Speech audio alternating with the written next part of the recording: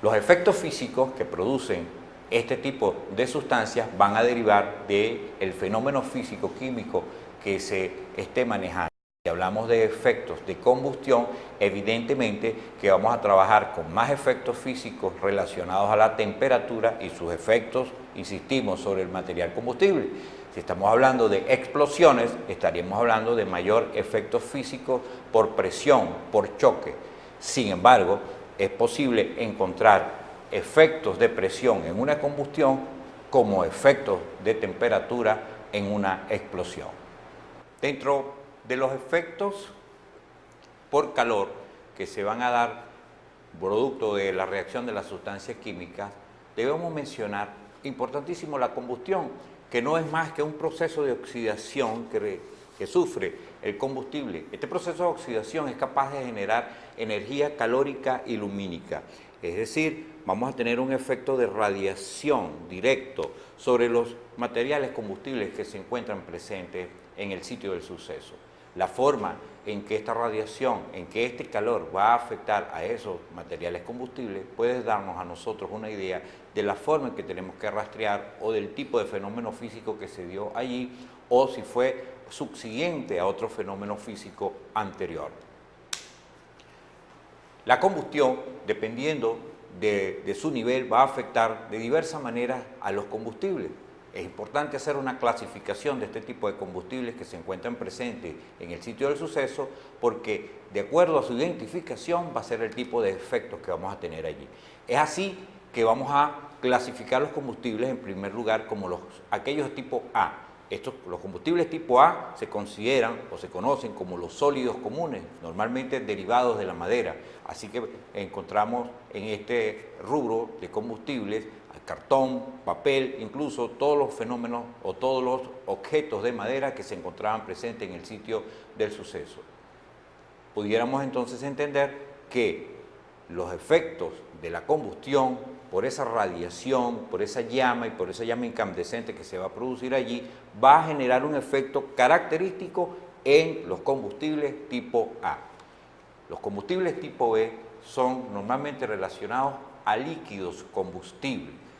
Sin embargo, dentro del campo de la investigación de incendios, estamos innovando, traer un poco el concepto de combustible tipo E para otros derivados de hidrocarburos, tales como ciertas resinas y los plásticos que dejan un efecto característico dentro de lo que es el ámbito de la investigación de siniestros por combustión o por incendio y explosión.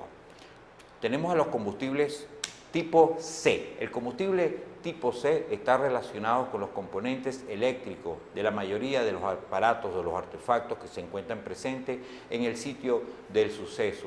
Aquí vamos a trabajar un poco con lo que es la elevación de la temperatura interna de estos componentes por diversos factores asociados a la tensión eléctrica. Los combustibles tipo D relacionados con algunos metales que pueden entrar en proceso de autoignición sin necesidad inclusive de presencia del oxígeno.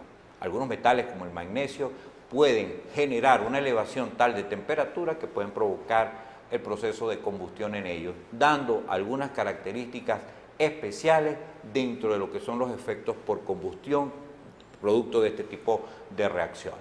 Cuando hablamos del combustible tipo A, vamos a hacer una diferenciación en los efectos que tiene la temperatura sobre dichos combustibles. Esto nos va a permitir, insisto, definir la duración de esa onda calórica, el tiempo de exposición del combustible a esa onda calórica y el tipo, la magnitud que ella misma había producido.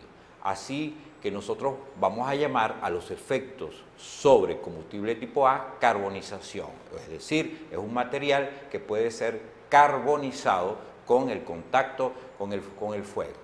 La carbonización, dependiendo de los efectos anteriores que hemos mencionado, puede ser superficial, es decir, carbonización superficial en donde vamos a apreciar en el sitio de suceso que la estructura de la madera o de la estructura del combustible tipo A aún permanece identificable, permanece intacta, siendo afectada ligeramente por efecto del fuego. Esto se va a deber, en primer lugar, a que estaba retirado, se encontraba a distancia del punto de origen del fuego o que la duración de este fue muy breve, fue muy rápida, como en el caso de la liberación que tal vez pudo haber generado una explosión, dejando efectos de calor sobre este combustible, dejando efectos de calor de carbonización superficial, pero habiéndolos arrojado a distancia del punto original donde antes se encontraba. La combustión, la carbonización parcial, aquí funciona a la inversa. Aquí hay más fenómenos de temperatura, más fenómenos de quemadura sobre el material y menos rastro del material como tal. Sin embargo, al observar profundamente los efectos, nos vamos a encontrar que todavía existen en este material consumido por el fuego presencia de lo que era el material original, tales como estructura, forma y color. Estructura de lo que era un objeto de madera, forma de lo que era un objeto de madera y color característico a lo que representa para nosotros la madera. Debemos tener mucho cuidado en las observaciones que estamos haciendo aquí, porque entonces esto revela que este combustible duró mucho tiempo o estuvo en contacto un tiempo importante con el fuego, lo que refuerza entonces que pudo haber sido un proceso de combustión lo que operó en el sitio del suceso. Tenemos la carbonización total, en este caso desaparece todo vestigio original de la estructura o del combustible que fue quemado. Ya no hay forma, ya no hay colores, ni ningún vestigio de que nos indique de qué era o cómo estaba compuesto ese material allí. Sin embargo, el proceso de oxidación del combustible revela que era combustible de tipo A y que estuvo expuesto a una gran dosis de temperatura y desde luego por un tiempo importantísimo. Estos tres elementos podemos irlos apreciando a medida que vamos desarrollando el proceso de la investigación.